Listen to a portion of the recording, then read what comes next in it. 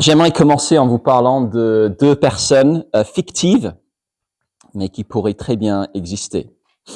D'abord, il y a Patrick et son rêve d'une carrière glorieuse.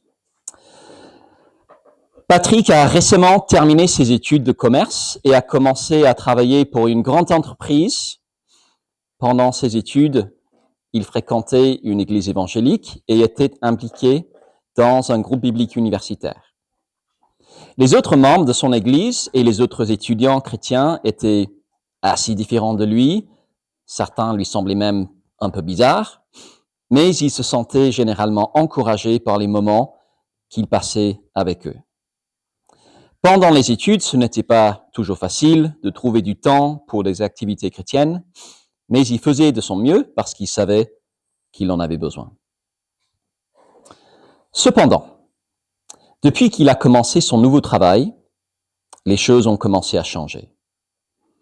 Pour être honnête, il trouve les dîners d'affaires de son travail beaucoup plus attrayants que l'étude biblique du mercredi soir. Ses déplacements professionnels le feront manquer un certain nombre de dimanches dans les mois à venir. De plus, il sait, en observant des collègues plus avancés dans leur carrière, ce qu'il attend s'il se donne corps et âme à son travail. La maison, la voiture, les vacances de luxe. Par comparaison, son Église n'a juste pas l'air très glorieuse. Peut-être que la mise en veilleuse des activités chrétiennes pendant un certain temps vaut le sacrifice. Voilà Patrick. Et maintenant Patricia. Patricia a 16 ans. Elle fréquente une église évangélique d'une trentaine de personnes. L'année dernière, elle s'y est fait baptiser après un sermon sur l'évangile de Marc qui avait expliqué pourquoi il fallait suivre Jésus. Chaque matin, elle essaie de lire la Bible et de prier avant l'école. Quand elle a dit à ses copines qu'elle était chrétienne, certaines lui ont parlé méchamment, mais elle a relativisé en se disant que Jésus est plus important que la popularité. Cependant, récemment, elle a été invitée à une nouvelle église dans sa ville. La musique lui donnait l'impression d'être transportée dans un autre monde. Et les blagues du prédicateur étaient vraiment drôles. Le sermon disait que Dieu voulait qu'elle devienne la meilleure version d'elle-même, qu'elle soit populaire et qu'elle réalise ses rêves d'une glorieuse carrière professionnelle. Lorsqu'elle a ouvert sa Bible le lendemain matin, elle a trouvé l'expérience un peu bateau par rapport à ce qu'elle avait vécu la veille. Lorsqu'elle est retournée dans sa propre église le dimanche suivant, elle l'a trouvée un peu décevante. Elle commence à se demander s'il manque quelque chose à sa vie avec Dieu et si l'expérience qu'elle a eue jusqu'ici est vraiment celle à laquelle Dieu l'appelle. Alors, je vous propose de prendre 2 ou 3 minutes, juste avec la personne assise à côté de vous, peut-être par groupe de 2 ou 3. Et la question à laquelle j'aimerais vous inviter à discuter, c'est que diriez-vous à Patrick et à Patricia pour les aider à y voir plus clair? 2 minutes de discussion et ensuite on reprendra. La question qu'on va se poser ce week-end, c'est comment être sûr qu'on ne perd pas notre temps avec le ministère de l'Évangile. Et en parlant du ministère de l'Évangile, je parle du ministère qui consiste à écouter, accueillir et annoncer la bonne nouvelle de Jésus. C'est le ministère auquel Patricia et Patrick étaient habitués. C'est le ministère que vous connaissez, je pense, dans votre église. Comment être sûr qu'on ne perd pas notre temps avec ce ministère-là, en particulier quand il n'a juste pas l'air très glorieux. Il y a un point commun entre Patrick et Patricia. Les deux sont attirés vers quelque chose qui semble plus glorieux que le christianisme qu'ils connaissaient. Pour Patrick, c'est un mode de vie. Pour Patricia, c'est un type d'église. Tous deux regardent leur vie chrétienne actuelle, la comparent avec autre chose et se disent cette autre chose a l'air bien plus glorieuse que ce que j'ai actuellement. comment savoir qu'on ne perd pas notre temps avec le ministère de l'Évangile? Et on peut se poser cette question pour plein de raisons. J'aime mon travail actuel comme pasteur. Ça n'empêche pas que quand je vais sur Facebook, Facebook c'est un truc pour les vieux, si jamais certains ne connaissent pas, que quand je vais sur Facebook et que je vois la vie de certains camarades d'école ou anciens collègues, parfois il y a cette petite voix dans ma tête. Et si tu perdais ton temps? Eux, ils achètent des résidences secondaires. Moi, j'anime des études bibliques. Parfois, le doute vient à cause d'autres ministères qui se présentent comme chrétiens. Certaines églises proposent des temps de louange qui te transportent au ciel. D'autres disent voir des foules de personnes guéries. J'ai entendu parler d'une église près de Paris qui a une école de puissance. Je ne sais pas ce qu'on y apprend. Ça m'a fait un peu penser à Poudlard, mais ça a l'air impressionnant quand même. D'autres églises encore ont des bâtiments historiques imbibés de tradition, mais dans la mienne, comme dans la vôtre, je pense, on passe beaucoup de temps à lire des mots sur une page de la Bible, à essayer de les comprendre, et puis à prier que Dieu nous aide à les appliquer. Ça peut ne pas sembler très glorieux. Comment être sûr qu'on ne perd pas notre temps avec le ministère de l'Évangile? Pendant ce week-end, on va méditer sur les chapitres 3 à 6 de 2 Corinthiens qui sont le cœur de cette lettre. Pourquoi est-ce qu'on ne commence pas au début? Tout simplement parce qu'il y a 13 chapitres et on peut pas tout couvrir. Mais les chapitres 3 et 6, c'est vraiment le cœur de cette lettre et c'est vraiment là que la substantifique moelle de la théologie de cette lettre est contenue. Historique rapide de l'église de Corinthe. Paul l'a fondée pendant son deuxième voyage missionnaire. Et puis plusieurs années plus tard, il apprend qu'ils ont de graves problèmes. Il les invite à se repentir dans la lettre que nous appelons 1 Corinthiens, que vous aviez étudié apparemment l'année dernière. Ils n'écoutent pas. Il leur rend visite pour résoudre les problèmes. C'est un échec. Il repart et leur écrit une nouvelle lettre que nous n'avons pas, mais qu'il appelle sa lettre sévère. Et après avoir lu cette lettre sévère, les Corinthiens semblent avoir enfin commencé à se prendre en main, mais il reste des problèmes toujours. Dans une ville où on valorise les grands orateurs, certains pensent que Paul ne fait pas le poids. Au lieu d'attirer les éloges par son éloquence, tout ce que Paul semble attirer, c'est la persécution. Et maintenant, de nouveaux enseignants viennent d'arriver à Corinthe qui prêchent un message plus triomphaliste et moins marqué par la souffrance que Paul. Et donc, les Corinthiens sont devant un choix. Faut-il embrasser le christianisme coûteux et apparemment peu glorieux de Paul, ou vont-ils choisir l'approche plus triomphaliste des nouveaux enseignants? Et ce que j'aimerais qu'on saisisse dans cette première séance, c'est que le ministère de l'Évangile, c'est tout sauf une perte de temps. Parce qu'on va voir que la gloire de Dieu repose dans son expression suprême sur le ministère en apparence simple et ordinaire de la proclamation de la bonne nouvelle de Jésus. C'est ça qu'on va voir maintenant. Et le verset qui résume où je veux en arriver, c'est 2 Corinthiens 4, verset 1. Ainsi donc, puisque par la bonté de Dieu, nous avons ce ministère, nous ne perdons pas courage. Premièrement, ce ministère vient avec la recommandation suprême de Dieu parce que c'est par ce ministère que Dieu transforme nos cœurs. C'est le premier point, la recommandation suprême. 2 Corinthiens 3, verset 1. Commençons-nous de nouveau à nous recommander nous-mêmes, ou avons-nous besoin, comme certains, de lettres de recommandation pour vous, ou alors de votre part? C'est vous qui êtes notre lettre, écrite dans notre cœur, connue élu de tous les hommes. Il est clair que vous êtes une lettre de Christ écrite par notre ministère, non avec de l'encre, mais avec l'Esprit du Dieu vivant. Non sur des tables de pierre, mais sur des tables de chair, sur les cœurs. En France, on a la manie des diplômes. Je ne sais pas si c'est la même chose en Belgique. Ce qui prouve ta crédibilité, ce sont tes diplômes. Et à l'époque de Paul, c'était similaire pour un prédicateur. Pas avec des diplômes, mais avec des lettres de recommandation.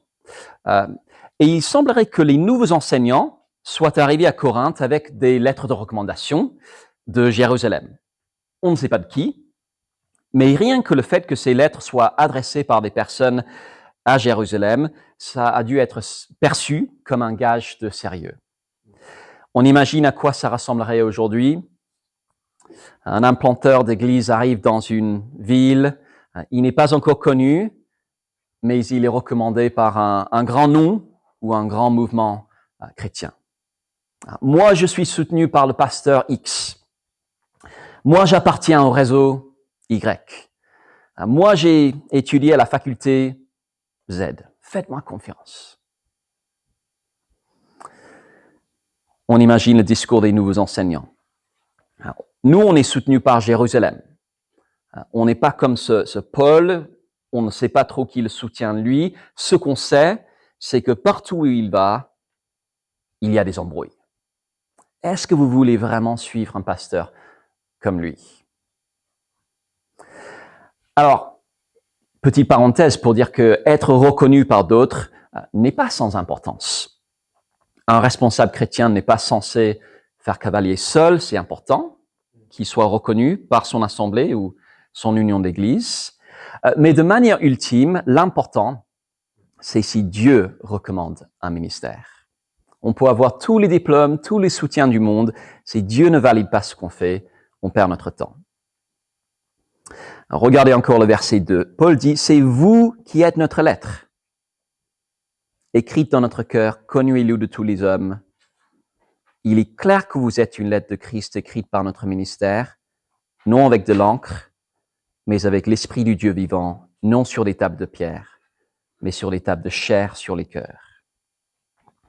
Le vocabulaire des cœurs, de l'esprit, des tables de pierre et de chair, ça rappelle les grandes prophéties de l'Ancien Testament concernant la nouvelle alliance. Tom nous a lu quelques extraits tout à l'heure. Dieu avait promis par Jérémie et Ézéchiel que les jours venaient où il ferait une nouvelle alliance, pas comme celle du mont Sinaï, basée sur la loi de Moïse, mais sur l'offre gratuite du pardon et d'un cœur transformé. L'Esprit de Dieu transformerait les cœurs pour recevoir le pardon de Dieu et désirer enfin lui plaire. Et c'est ce qu'avait produit le ministère de Paul chez les Corinthiens. Ces purs païens, embourbés dans les pires vices, immoralité sexuelle, idolâtrie, adultère, vol, cupidité, ivrognerie, on pourrait continuer la liste. Ils avaient été pardonnés par Dieu et leur cœur avait été transformé. Alors ça donne à réfléchir. Quel est le signe qu'on vit quelque chose qui vient de Dieu? Si vous êtes comme moi, on peut être tenté de regarder à des choses purement extérieures. Combien de personnes sont dans la salle? Combien de personnes like ce qu'on fait? Est-ce qu'on arrive à attirer une foule? Est-ce qu'on voit des choses extraordinaires qui frappent les regards se passer? Est-ce que tout est beau? Est-ce que les blagues du prédicateur sont drôles? Paul dit que la recommandation qui est le sine qua non de tout ministère chrétien, c'est est-ce que des personnes reçoivent le pardon des péchés et un cœur transformé? Ça ne va pas frapper les regards. C'est intérieur et c'est caché, mais c'est ce qui intéresse Dieu. Opérer de la chirurgie cardiaque chez des personnes par son esprit à travers le message de la bonne nouvelle pour les amener à la vie. S'il y a ça, le reste n'est pas très important. Peu importe qu'on soit 3, 30 ou 3000, Dieu est à l'œuvre. Inversement, si on met l'emphase sur des signes externes, le nombre de personnes, la beauté, si ça frappe les regards, et pas sur le cœur, il faut se demander si Dieu est vraiment derrière ce qu'on fait. Ah, dira quelqu'un, mais est-ce que c'est tout ce qui compte? Patricia et Patrick sont tentés de croire qu'ils peuvent vivre des choses tellement plus glorieuses que ce qu'ils ont connu dans leurs petites églises évangéliques normales. Quand Patricia lit la Bible le matin, ça ne semble pas très glorieux. Quand Patrick est assis au restaurant à boire du champagne, ça semble tellement plus glorieux que d'être assis à écouter une prédication dans une salle qui semble renfermée. Comme dans beaucoup d'églises évangéliques en France, en Belgique peut-être pas, je ne sais pas. Ma première année comme pasteur dans une église à Paris, j'ai rencontré une jeune femme qui fréquentait une très grande église en région parisienne qui avait accompagné quelqu'un au culte ce jour-là. Et elle avait bien aimé. Et elle a dit, cette église est super pour découvrir la foi chrétienne. Et après, on peut inviter les personnes dans une église comme la mienne, où il se passe des miracles et des choses puissantes qui pourraient faire peur aux non-initiés. Alors, elle se voulait encourageante, mais j'ai compris ce qu'elle sous-entendait. Il y a un niveau de gloire supérieur à ce qu'on peut connaître dans une église qui essaie simplement d'enseigner la Bible et de prêcher l'Évangile. Et ça nous amène au deuxième point, la gloire suprême. Verset 7. Or, si le ministère de la mort, gravé avec des lettres sur des pierres, a été glorieux, au point que les Israélites ne pouvaient pas fixer les regards sur le visage de Moïse à cause de la gloire dont il rayonnait, et qui pourtant était passagère, combien le ministère de l'Esprit sera plus glorieux? Alors, je ne sais pas ce qui pour vous rime avec expérience de la gloire. L'équipe de football belge a frôlé la gloire plusieurs fois ces dernières années, sans aller jusqu'au bout, peut-être que ça arrivera. S'en sortent mieux que l'équipe anglaise, généralement, de toute façon. S'agissant aussi des Pays-Bas, j'entre pas dans ce débat-là. S'agissant de Dieu, quel serait pour nous un goût de la gloire? Peut-être le groupe de louanges mondialement reconnu, avec le spectacle de lumière et les machines à fumer. Peut-être la belle église ancienne, la super chorale, l'ambiance qui respire, la spiritualité. Quelles que soient nos préférences, c'est difficile d'imaginer une expérience de la gloire de Dieu plus impressionnante que le mont Sinaï. Il n'y avait pas besoin de machines à fumer au mont Sinaï, toute la montagne fumait comme un volcan. Pas besoin de spectacle de lumière, des éclairs illuminaient le ciel. Pas besoin de grosses basses pour faire trembler la salle, Dieu faisait trembler la montagne. Difficile d'imaginer plus glorieux. Et Paul a l'audace de dire que son ministère, le ministère de la nouvelle alliance, est plus glorieux encore. Prenons bien conscience de ce qu'il veut dire. Au mont Sinaï, on entendait la voix de Dieu s'exprimer du haut de la montagne. Dans le ministère de Paul, on entend quelqu'un parler avec des gens, pas forcément avec une grande éloquence. Le mont Sinaï a été secoué avec violence. Tout ce qui se faisait secouer quand Paul enseignait, c'était lui et ses camarades quand ils se faisaient jeter en prison. Moïse est descendu du mont Sinaï avec le visage qui brillait. Tout ce qu'on voyait sur le visage de Paul, c'était ses cicatrices. Et Paul dit que son ministère est plus glorieux que le mont Sinaï. Alors pourquoi? C'est à vous de travailler encore. Je vais vous demander de remettre dans les petits groupes et de relire 2 Corinthiens 3 les versets 7 à 11. Et la question, c'est quelles sont toutes les raisons qui font que le ministère de la Nouvelle Alliance est plus glorieux que le ministère de l'Ancienne Alliance? OK? Quelles sont toutes les raisons qui font que le ministère de la Nouvelle Alliance est plus glorieux que le ministère de l'Ancienne Alliance? Quelques minutes pour discuter et puis on reprendra.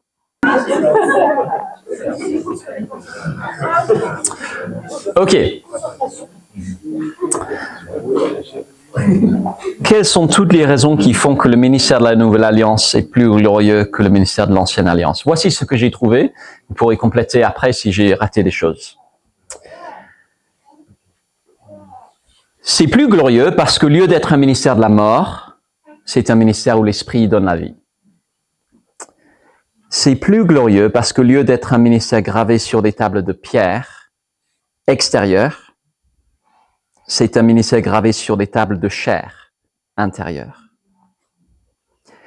C'est plus glorieux parce qu'au lieu d'être un ministère qui nous condamne, c'est un ministère par lequel on est déclaré juste devant Dieu.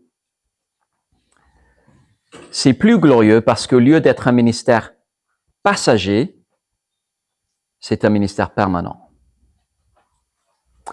Alors peut-être que j'ai raté des choses, mais c'est le moment de définir ce qu'il faut entendre par le mot gloire. Je ne sais pas pour vous, quand moi j'entends ce mot, instinctivement j'imagine des choses qui brillent. Des Ferrari et des trophées sont glorieux, ils brillent. Des vacances de ski sont glorieuses, la neige brille. Une grande carrière est glorieuse, on montre qu'on est brillant. Des cathédrales et des concerts de louanges sont glorieux, ça brille de partout. Mais dans la Bible, la gloire, c'est plutôt la présence manifeste de Dieu. C'est quand on voit que Dieu est là. D'un côté, ça peut paraître absurde de penser que la gloire de Dieu est plus présente dans le ministère de Paul qu'au mont Sinaï pour les raisons qu'on a notées. Mais d'un autre côté, c'est évident. À l'Église Connexion, on a étudié Exode l'année dernière. Quel est le moment où Dieu révèle sa gloire de manière ultime dans Exode? Ce n'est pas les fléaux. Ce n'est pas la traversée de la mer Rouge. Ce n'est pas quand il donne la loi. Dans Exode, la révélation ultime de la gloire de Dieu, c'est après le veau d'or, quand le peuple a brisé l'alliance, désobéi à Dieu, commis un adultère spirituel, utilisé l'or prévu pour le tabernacle pour faire une idole, et Dieu les pardonne. Voilà la révélation suprême de la gloire de Dieu dans Exode. Moïse dit, « Montre-moi ta gloire ». Et Dieu répond, « L'Éternel, l'Éternel, un Dieu de grâce et de compassion, lent à la colère, riche en bonté et en vérité. Il garde son amour jusqu'à 1000 générations. Il pardonne la faute, la révolte et le péché. » La gloire suprême de Dieu, c'est sa grâce. De tous les attributs qu'il aurait pu souligner pour expliquer ce qui le caractérise de manière ultime, il souligne sa grâce et sa compassion. La démonstration suprême de sa présence, c'est quand des personnes sont pardonnées. Et donc, bien sûr, qu'un ministère qui donne la vie est plus glorieux qu'un ministère qui donne la mort. Bien sûr qu'un ministère de justification est plus glorieux qu'un ministère de condamnation. Et bien sûr qu'un ministère où Dieu vit avec des pécheurs de manière permanente est plus glorieux que quand ce n'est que passager. Parce que l'expression suprême de la gloire de Dieu, c'est sa grâce. Mais si tout ça est vrai, ça implique que la gloire de Dieu repose de manière suprême sur le ministère de Paul, le ministère de la Nouvelle Alliance, le ministère de la proclamation simple, parfois souffrante, et aux yeux de beaucoup stupide, de la bonne nouvelle de Jésus. Quand Patricia lit sa Bible le matin et qu'elle médite sur ce que Jésus a fait pour elle par pure grâce, elle rencontre la gloire suprême de Dieu. Quand Patrick écoute une prédication dans une salle mal éclairée qui sent le renfermer, qui explique ce que Jésus a fait pour lui, il rencontre la gloire suprême de Dieu. Le ministère de l'Évangile, c'est la démonstration suprême de la gloire de Dieu. Et si ça c'est vrai, c'est aussi un ministère qui nous offre l'expérience suprême de la gloire de Dieu. Et c'est le troisième point. Alors j'ose croire que c'est ce que nous voulons vivre, et dans la mesure où nous servons, c'est ce à quoi nous voulons inviter les personnes, à une expérience transformatrice de la présence de Dieu. Quand j'avais 14 ans, je suis allé à une grande conférence pour jeunes où c'était ce qu'on était censé vivre. On était 10 000. Je n'avais jamais vu autant de chrétiens dans un même lieu. Je n'avais jamais vu autant d'ados chrétiens dans un même lieu. Et je n'avais jamais vu autant d'ados chrétiens tomber par terre, apparemment poussés par l'Esprit Saint dans un même lieu. Et l'idée était qu'on devait partir de la conférence changé par ce qu'on y avait vécu. Alors, je ne dis pas que je n'avais pas été encouragé de voir autant de jeunes chrétiens, je l'ai été. Mais je reconnais qu'après cette conférence, il n'a fallu que quelques jours pour que l'extase retombe, avec cette question toujours dans un coin de ma tête. Est-ce que j'avais vraiment expérimenté la gloire de Dieu? Ou est-ce que c'était juste ce qui se passe quand tu rassembles 10 000 jeunes sous un même toit?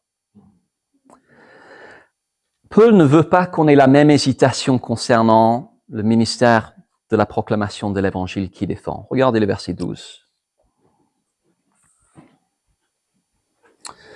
Il dit, puisque nous avons une telle espérance, nous faisons preuve d'une grande assurance. Nous ne faisons pas comme Moïse qui mettait un voile sur son visage pour que les Israélites ne fixent pas les regards sur la fin d'une réalité passagère, mais leur intelligence s'est obscurcie. Jusqu'à aujourd'hui, en effet, le même voile reste lorsqu'ils font la lecture de l'Ancien Testament. Et il ne se lève pas parce que c'est en Christ qu'il disparaît. Jusqu'à aujourd'hui, quand les écrits de Moïse sont lus, un voile recouvre leur cœur. Mais lorsque quelqu'un se convertit au Seigneur, le voile est enlevé. Or, le Seigneur, c'est l'Esprit. Et là où est l'Esprit du Seigneur, là est la liberté. Nous tous, qui sans voile sur le visage, contemplons comme dans un miroir la gloire du Seigneur, nous sommes transformés à son image, de gloire en gloire, par l'Esprit du Seigneur. Dans ces versets, le contraste clé est entre un voile et un miroir. Le voile sur le visage de Moïse, le miroir dans lequel nous voyons la gloire de Jésus quand la bonne nouvelle est prêchée. Si le but est de voir quelque chose clairement, ce n'est pas difficile de comprendre pourquoi un miroir serait plus adapté qu'un voile. Moïse se voilait le visage parce que même la gloire inférieure et passagère de l'Ancienne Alliance faisait trop peur aux Israélites. Et Paul dit que la même chose est vraie pour les générations suivantes d'Israélites. Ils lisent la Bible à travers un voile, sans voir la gloire de Dieu, sans voir Jésus. Mais verset 16, lorsque quelqu'un se convertit au Seigneur, le voile est enlevé. Là, je vais mettre Anne-Sophie mal à l'aise. Le jour de mon mariage, Anne-Sophie a porté un voile. Même avec un voile sur le visage, elle était rayonnante. Mais quand elle l'a enlevé, là, j'ai pu la contempler dans toute sa splendeur. Waouh, merci Seigneur.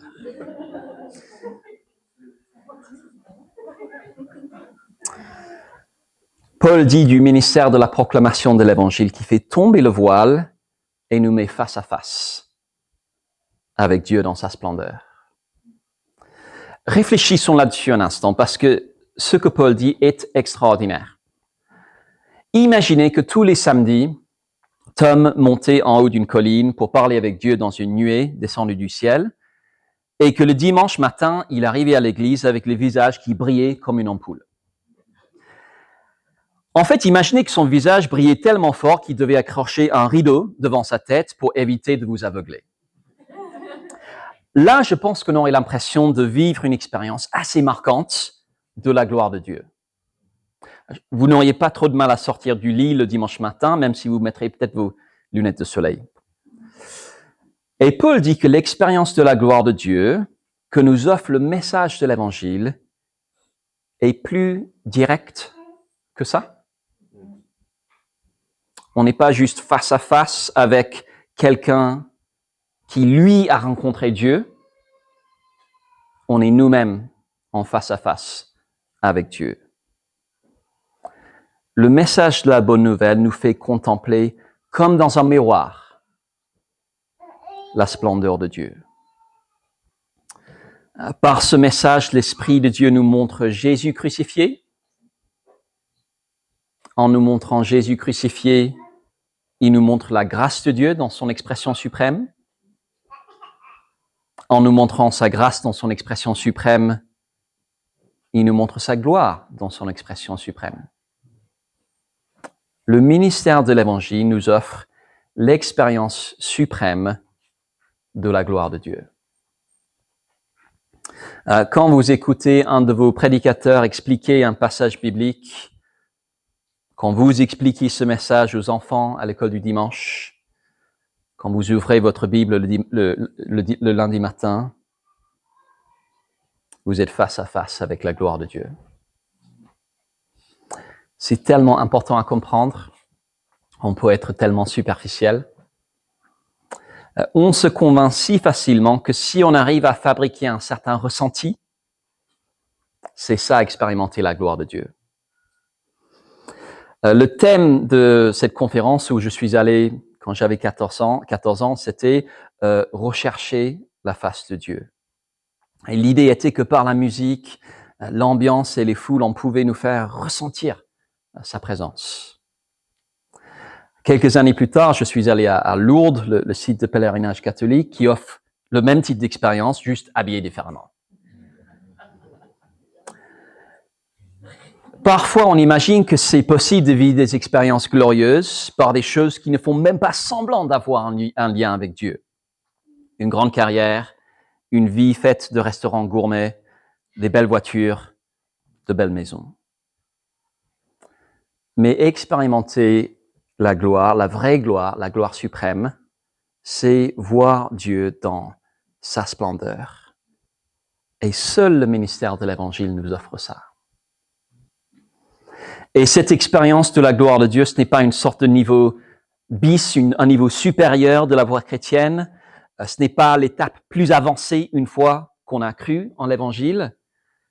C'est ce que Dieu nous offre tous quand on croit en l'Évangile. Ce n'est pas un évangile niveau premium, c'est le simple évangile qu'un enfant de 5 ans peut comprendre. On voit la croix, on voit Dieu dans sa splendeur, on voit sa gloire. Ce n'est pas une petite chose. Paul met cette expérience sur le même plan que la création du monde. 2 Corinthiens 4, verset 6. En effet, le Dieu qui a ordonné que la lumière brille du sein des ténèbres a aussi fait briller sa lumière dans notre cœur pour faire resplendir la connaissance de la gloire de Dieu dans la personne de Jésus-Christ. Dieu fait briller la lumière dans notre cœur pour dissiper les ténèbres, nous remplir de la connaissance de sa splendeur et nous transformer en de nouvelles créations, plus là-dessus tout à l'heure. Et si tout ça est vrai, si la gloire suprême de Dieu repose sur le ministère simple et ordinaire de la proclamation de l'Évangile, on comprend pourquoi Paul dit ce qu'il dit au chapitre 4, verset 1. Ainsi donc, puisque par la bonté de Dieu, nous avons ce ministère, nous ne perdons pas courage. Le ministère de l'Évangile n'a pas l'air de grand-chose, souvent. Il n'a certainement pas l'air de grand-chose aux yeux du monde. Je me demande quelle réaction vous avez eue quand vous avez dit à vos amis, pas actuellement croyants, ce que vous faites ce week-end. Ok, vous allez écouter quelqu'un vous parler sur la Bible pendant le week-end, vous n'aviez pas mieux à faire que ça. Parfois, ça n'a pas l'air de grand-chose pour certains chrétiens. Dans votre église, ce n'est que des mots, beaucoup de mots, beaucoup de paroles. Et ça peut sembler tout sauf glorieux. Et nous aussi, moi le premier, on peut parfois se demander, est-ce que c'est tout? Mais pour ceux qui ont les yeux pour voir, aucune œuvre n'est plus glorieuse. Paul dit que ce ministère consiste à faire clairement connaître la vérité. Pas de fioriture, pas de combine, pas de spectacle. Juste des personnes qui reçoivent et transmettent la vérité. Je ne sais pas dans quel type de service chacun est engagé. Peut-être que certains étudient la Bible en 1 à 1 avec quelqu'un d'autre.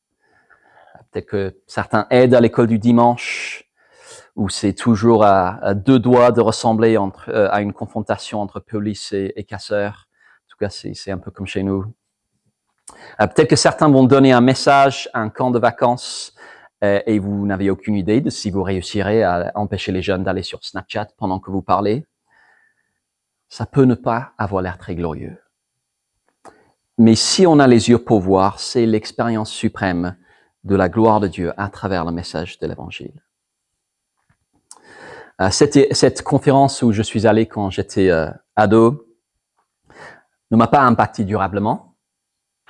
Ce qui m'a impacté durablement, c'est quelque chose que j'ai vécu quelques années plus tard.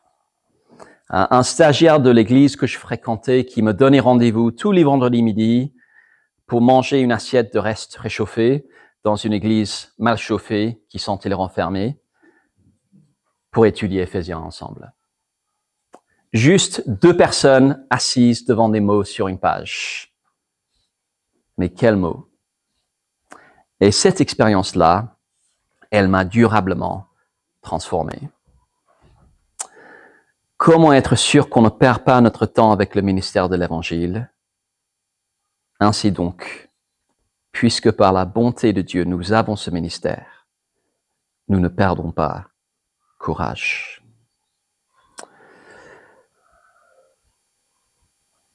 Je vous propose de prier, et ensuite vous allez avoir quelques minutes pour discuter. Il y a quelques questions de discussion, et ensuite il y aura une pause. Prions ensemble.